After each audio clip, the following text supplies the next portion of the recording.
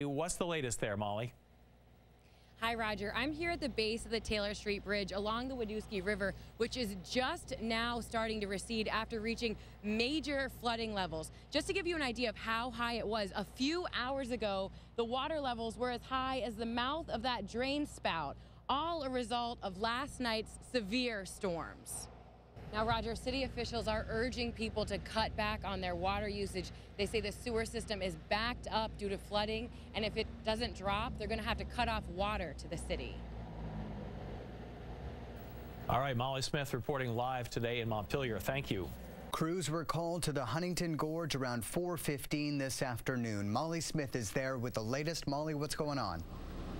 Darren, Kristen, as you can see behind me, crews are just getting ready to head out. They have pulled the two swimmers to rescue, but say it was a very close call. Say they jumped in, and one of the friends was able to get out and flag down a stander-by who just happened to be walking up the road and said, "My two friends are in trouble." So he called the police, and they were stuck down in there. Fire department came on scene, sent ropes down to the swimmers. The swimmers were able to hold on to the ledge, but at this point, I could hear them screaming, "My arms feel like jello. I can't hold on. I can't hold on," while they waited for Colchester Swim and Rescue to arrive on scene. Colchester Swim and Rescue was able to get some crews down to climb down the rocks and pull them out of the water, but it took a while, and there was some very serious concern that he wasn't going to be able to hold on. They say the first 1.5 feet deep of the water is the most dangerous, and that is what led to the fatality of the state trooper a few years back.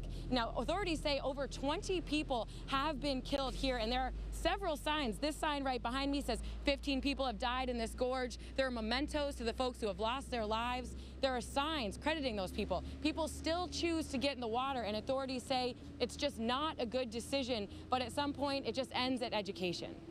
Okay. Thank you, Molly Smith, live in Richmond tonight. We'll look for an update on the Channel 3 News tonight at 11. Thank you, Molly. In Burlington tonight after a body turned up in the Intervale. The call came in around 7:30 tonight, and right now police are treating the death as suspicious. Our Molly Smith joins us from the Intervale now. Molly. Well, Kristen, Darren, Burlington Police, Fire Department, and the Colchester Technical Rescue are all on scene investigating the discovery of a dead body found right underneath this bridge behind me. And at this point, there are more questions than answers. Authorities received a call just before dark Tuesday evening that a body was found under the Blue Bridge on Intervale Road. The railroad serves as a border between Burlington and Winooski. There is a male who's deceased under the bridge. He's on the Burlington side. Police would not comment on foul play, if it looked like another party was involved, or of any physical damage to the body. They say it was too dark to get a good look. At this point, we don't know the cause or manner of death. We're going to investigate it as though it is something suspicious in nature until we're confident that it either is or isn't. Police would not comment on whether or not they believe the man was homeless. This doesn't look like it's a location of an encampment or anything like that, or that there have been other people in that particular area. Now, police say they expect to have more answers around midday Wednesday after the medical examiner's office gets a better look at the body. Kristen? Now, Molly, a lot of people may be wondering, we do have a missing couple from Essex, Bill and Lorraine Currier, who mysteriously disappeared. Did police say anything about that case in relation to this situation? Police say the cases are absolutely not connected. They wouldn't release more details than the fact that it was a white male, but they say it does not match the description of Bill Currier. They say it says it's just they're not connected at this point. Kristen. All right. Thank you very much, Molly. I'm here at Perkins Pier on the shores of Lake Champlain. The water is continuing to rise. As you can see behind me, this playground is pretty much swallowed in water, and just in the last 15 minutes, the water has risen ankle deep right here where I'm standing. We're seeing similar conditions across the state. Rising rivers and now roadways across the state have been closed in portions. The Vermont Emergency Management website is reporting that U.S. Highway Route 4, 7, 15, 65, 102, 108, 109, 111, and 128 are all closed in portions of the road. And officials are urging people to not drive through the water. They say there's no telling what's underneath, and it could be very, very dangerous. Kristen, Darren? Molly Smith reporting. Thank you, Molly. Mrs. Obama hit the road a short while ago, headed off to the next few stops along her route, which are campaign fundraising efforts for her husband's re-election. We'll send it to Keith McGilvery, who is at the Sheraton Hotel, with more of our continuing coverage. While the most recent snowfall is great for powder riders, Bert and chemists say it's not so great in the half pipe. See, it's still really wet and heavy and hasn't been packed down, and chemists say it's slowing the riders down. Well, Roger, this school strike is affecting schools in Tinmouth, Wells, Middletown Springs, and here in Poultney. It's the first time all 5 schools have had to negotiate a joint contract, and as you can see, it isn't going well. But even warmer for Easter Sunday. Lots of sunshine, mid to upper 50s for highs. Excellent. Well, thank you, Gary, and thanks for joining us. Have a great day. Along the parade route for the All-State Music Festival. Hi, Molly. Hi, Kristen. Yes, the sun is shining on this beautiful musical day here in Rutland as we kick off the 83rd Annual All-State Music Festival at the parade.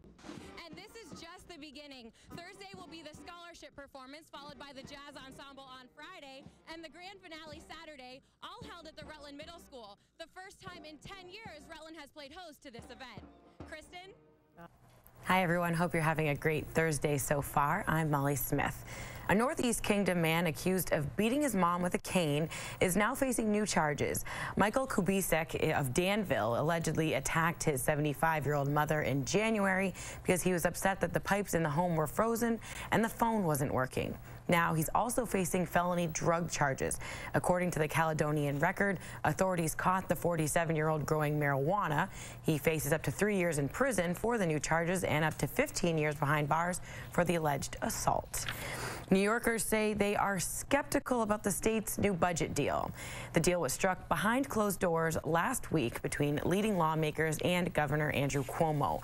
In a poll by Quinnipiac University, 3/4 of the voters say the lack of transparency surrounding the $132 billion budget is a very serious or somewhat serious problem.